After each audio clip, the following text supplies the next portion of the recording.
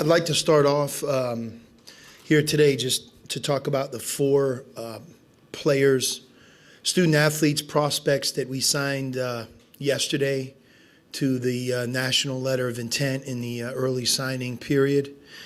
And we're really thrilled with the class.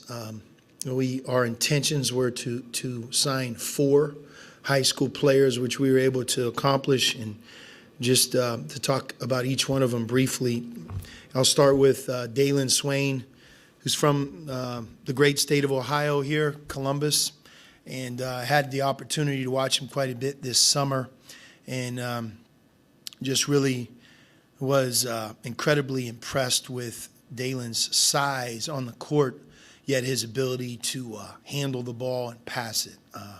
As we started to recruit him, he has one of those birth dates that, he really could be a junior in high school, not a senior in high school.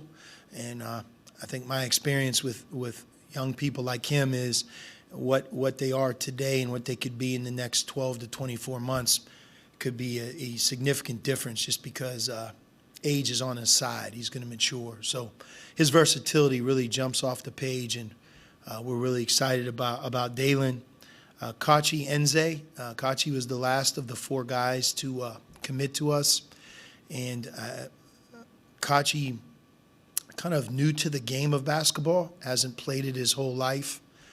Exceptional student, very smart, but incredibly athletic. I think Kachi's right about 6'9", and he could play a number of different positions, but his quickness for a big guy, again, really caught our attention. We fell in love with that part of his game, and I think when you think about him defending, playing in transition and doing a lot of the things that we like to do as a team, I think Kachi's an ideal fit for our style of play. Again, super excited to have him as well. Reed Ducharme. Reed is perhaps the most battle-tested of the group in that he's played up on the 17 and under circuit, EYBL, and for 2 years, and also goes to Brewster Academy, which is one of the best prep schools in the country. So he's played against great competition for 2 years. Reed comes from a basketball family. His sister Caroline plays right now for UConn on the women's side, and Reed's ability to shoot the three-point shot, score, and his size and toughness. Reed is, again, about 6'5", maybe more towards 6'6". So, with Kachi, Dalen, and Reed, you have that size of like 6'7", 6'9", 6'5". And but Reed's ability to really shoot the basketball and his toughness is something that I think will serve him well. And again, playing this year on Brewster's team with the schedule that he has will be very helpful for his transition from high school to Xavier. And then finally, Trey Green. And Trey is a point guard, but I would say that the difference between Trey and a lot of other point guards is he is an elite three-point shooter. He is not as big, certainly as the other three guys in our class. Trey's, 5'9", 5'10", but he's a game changer with his shooting. And, this summer he won the Peach Jam, the coveted event on the EYBL circuit.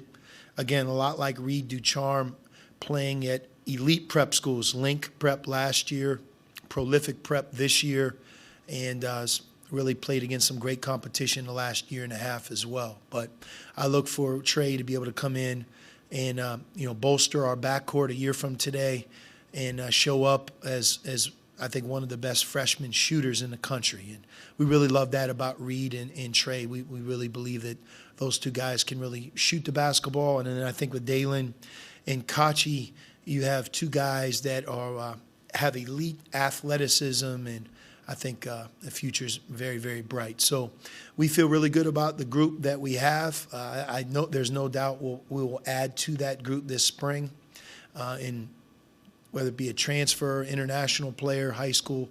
But we anticipate bringing in more than just those four. But in the early period, that was our goal, and I thought our coaching staff did a really good job transitioning, number one, and then being able to get that class as a part of our future was a huge goal for all of us, dating back as far back as last March. So that's that class of 23. Coach, when you're looking at a season and you're looking for sort of game-to-game incremental improvement, what particularly are you looking for on Friday night in that sense, coming off the opener? Yeah, I mean, number one, play to win. You know, Adam, it's just all these games in November, all you have to do is just follow college basketball on a daily basis. Games are coming down to the wire more than ever before. I would even call, like, an upset isn't necessarily an upset like it once was. There's just so much parity in college basketball. So number one is you have to be ready to play every game.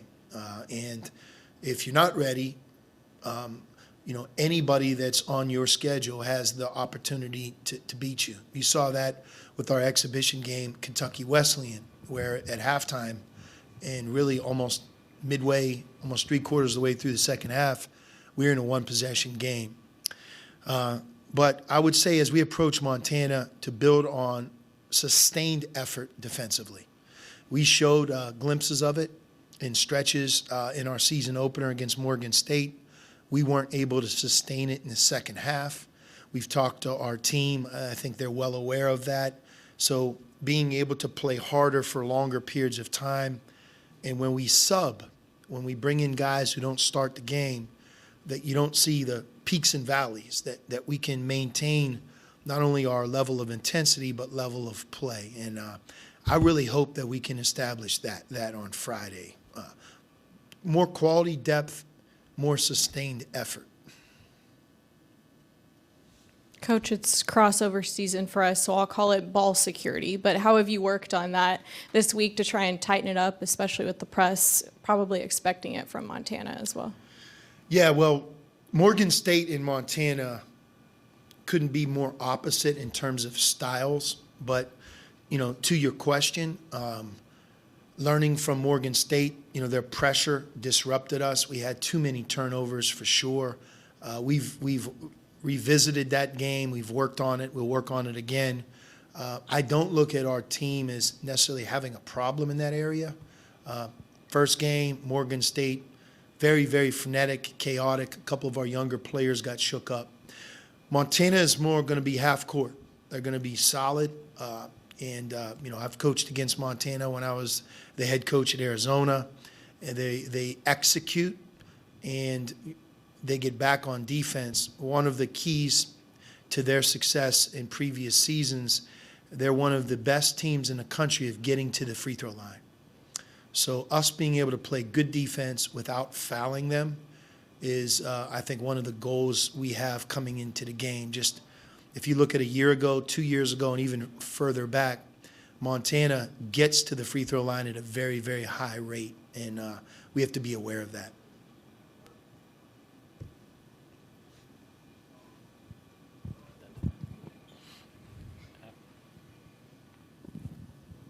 There's going to be a lot of big men on the floor on Friday night. You like to use two big men. They like to use at least two. Can you talk about that battle and how you sort of match up against going a team that kind of runs a lineup out there similar to yours in terms of two bigs?